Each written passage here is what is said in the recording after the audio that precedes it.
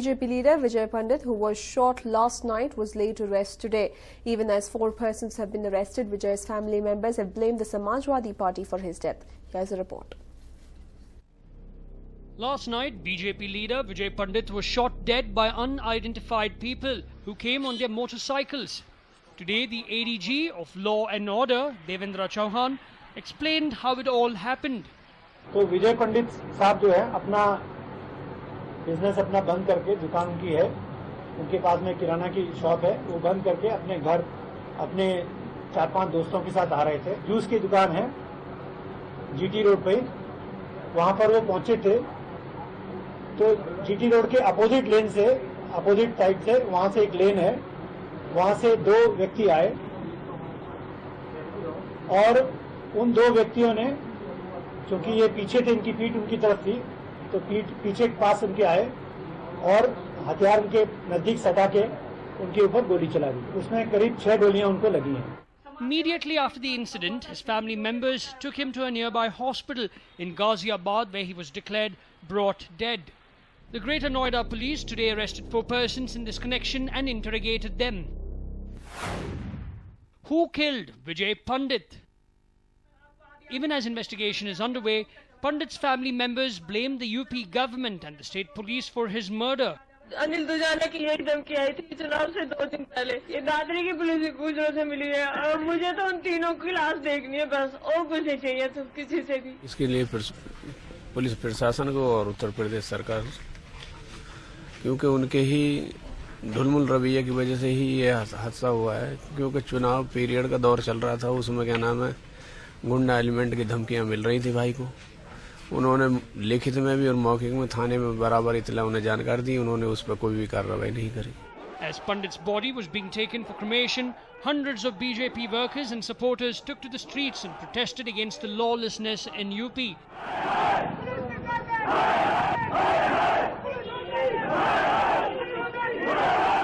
They shouted anti-Samajwadi Party slogans and demanded justice for their leader.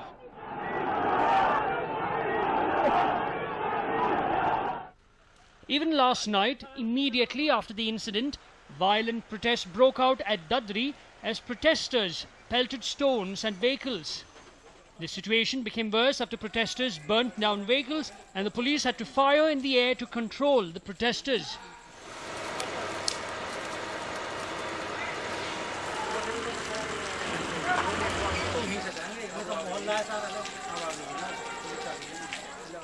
Soon after the protest, the police imposed Section 144 in Dadri and security was beefed up to avoid such incidents. The ADG Law and Order, Devendra Chauhan, said that the situation is under control and that they would find out the real culprits very soon. Meanwhile, political leaders from across the spectrum reacted differently on the incident.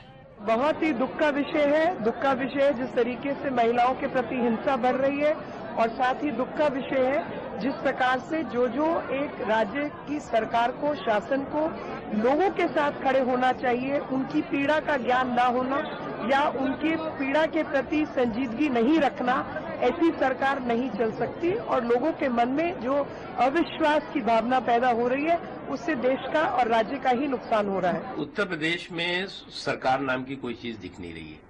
Uttar Pradesh में कानून व्यवस्था पूरी तरह से ध्वस्त हो चुकी है, चौपट हो चुकी है, और उत्तर प्रदेश की सरकार जिस तरह से उस पर रिस्पांस कर रही है वो बहुत कैजुअल रिस्पांस है। ऐसा रिस्पांस है जिससे कि अपराधियों के और अराजक तत्वों के हौसले तो बढ़ रहे हैं, लेकिन अपराध और जो लोग पीड़ित हैं उनको किसी तरह की राहत नहीं मिल रही है। Condemn any incidents of violence, whether it is against women or murder like last night. Particularly if it's a political murder, it seems that the situation warrants looking at. The law and order situation is the state subject. I think they need to look into it. I believe the central government is also examining the situation.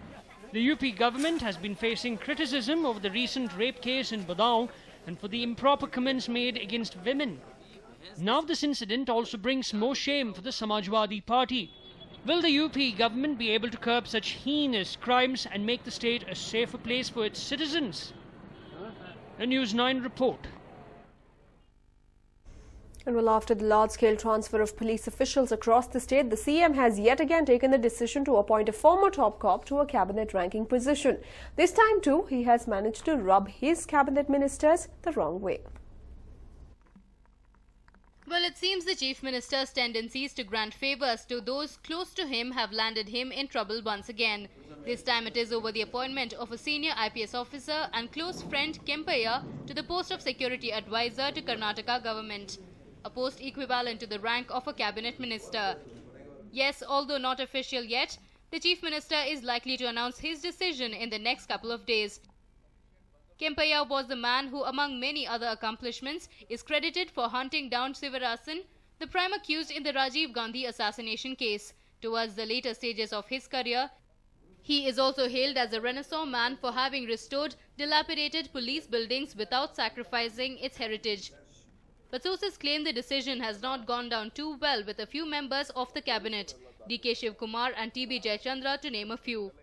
But the bone of contention here is not the appointment of Kempaiah per se, but the general interference of the CM whenever it comes to the matters of the police. The most recent fiasco being the large-scale transfers of police officers across the state. However, the ministers have managed to bury the hatchet in the past over such issues. Unless, of course, this decision is the last straw for the descendant cabinet members. A News9 report. Well, Aam Aadmi Party had garnered a lot of support from the country for its cause, but somewhere in between, the party seems to have lost its ground and has gone astray. And now the party chief Arvind Kejriwal is trying all he can to rebuild the party and gear up for the assembly elections. AAP's mission expansion. After a major poll debacle in the Lok Sabha elections, AAP is going all out to woo the voters for the upcoming Delhi elections. But even as they are doing that, a rift within the party has emerged. With the top brass of the party tendering its resignation, Arvind Kejriwal found the functioning and even the very existence of the party very arduous. And for the same, the party held a meeting today to discuss the key issues regarding dissolution of the party and also the election agenda for Delhi. But now, speculations are rife that Shazia Ilmi might make a comeback into the party fold. Not just that, Arvind Kejriwal refused to accept the resignation of Yogendra Yadav and Naveen Jaihind, who offered to quit the party. Though the cracks within the party are quite evident, the party is still denying any rift. Arvind Kejriwal said, "Resignations will be discussed tomorrow. All things are going smooth and differences are resolved. We are discussing organizational structure. Expansion of PAC could be possible." So now that the party chief has gained new lease of life to fight a new battle and rubbished all the speculations of a party dissolution, it remains to be seen whether or not the electorate of Delhi will be kind enough to give the tainted party a second chance in the assembly elections. A News9 report. And well, finally, all is well with the KFCC, and the reason for that is Ambarish's decision to continue as the president of the Film Chamber of Commerce, along with other office bearers. It was celebrations at the Karnataka Film Chamber of Commerce today. The Kannada artists walked into the office with a smile on their faces and the newfound zeal. Welcome. All thanks to actor Ambarish, who had come to visit them today after his prolonged illness and the Lok Sabha election in the state.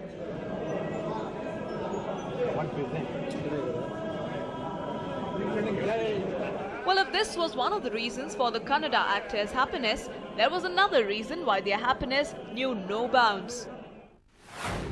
Ambarish to continue as KFCC president. Yes, this was the bigger reason for their happiness. During the meeting today, it was decided that there would be no fresh elections and that the current office bearers will continue for another year. Following the decision, the president of KFCC, Ambarish, announced the association's decision. ಏನಿದೆ ಸಭೆ ನಡೆಯಿತು ಎಲ್ಲರೂ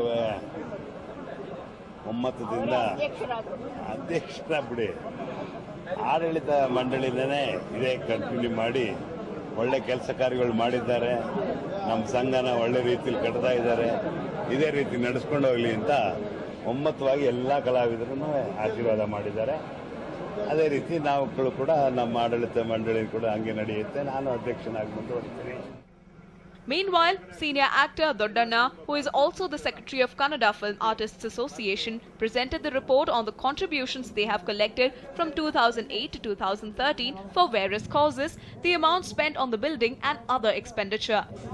On the occasion, he also stated that the new building constructed for Kannada Film Artists Association will be inaugurated on Vijayadashmi festival. ಲೆಕ್ಕಪತ್ರಗಳ ಮಂಡನೆ ಆಯಿತು. ಆಮೇಲೆ ತದನಂತರ ಚುನಾವಣೆ ವಿಷಯ ಬಂದಾಗ ಯಾವುದೇ ಕಾರಣಕ್ಕೆ ಚುನಾವಣೆ ಮಾಡೋದು ಬೇಡ, ಹಳೆ ಕಮಿಟಿನೇ ಮುಂದುವರಿಲಿ ಅನ್ನೋ ಸರ್ವಾನುಮತದಿಂದ ಅಭಿಪ್ರಾಯದ ಮೇರೆಗೆ ಅಂಬರೀಶ್ ರವರು ಅಧ್ಯಕ್ಷರಾಗಿ ಮುಂದುವರಿತಾರೆ. ಮತ್ತೆ ಎಲ್ಲ ಏನಿದೆ ನಮ್ಮ ಕಾರ್ಯಕಾರಿ ಸಮಿತಿ ಅದೇ ರೀತಿ ಮುಂದುವರಿತಾರೆ ಅಂತ ನಿಮಗೆ ತಿಳಿಸೋದಕ್ಕೆ ನನಗೆ ಅತ್ಯಂತ ಸಂತೋಷ ಆಗುತ್ತೆ.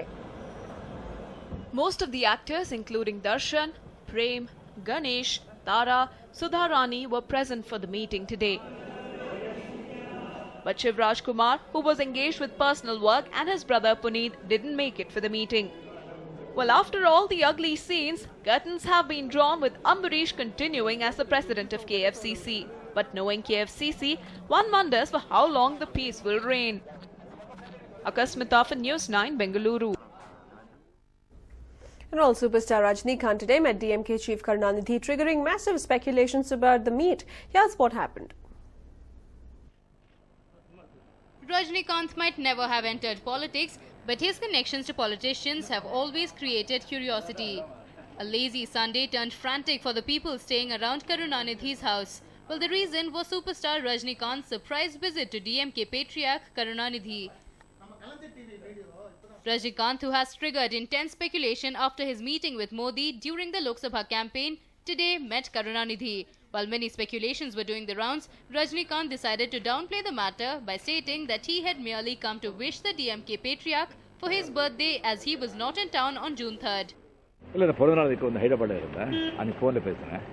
சரி ஊருக்கு வந்த உடனே வந்து நேரடியாக வந்து பார்க்குறேன்னு சொன்னேன். சரி வந்து பார்த்துட்டு போனேன். அப்படியே வந்து கோச்சரியாக வந்து ஃப்ரீயாக இருந்தால் அது பார்க்க கேட்டேன். There were speculations that the superstar met Karunanidhi to pacify him over DMK's terrible showing in the Lok Sabha election. There were also reports that the superstar might be acting as mediator between Karunanidhi, Stalin and rebel Alagiri. In March, Alagiri had met the superstar at his residence. Well, the superstar has never been open about his political allegiance. But is this meeting an indicator of sorts? Let's wait and watch. Ramesh for News9, Chennai.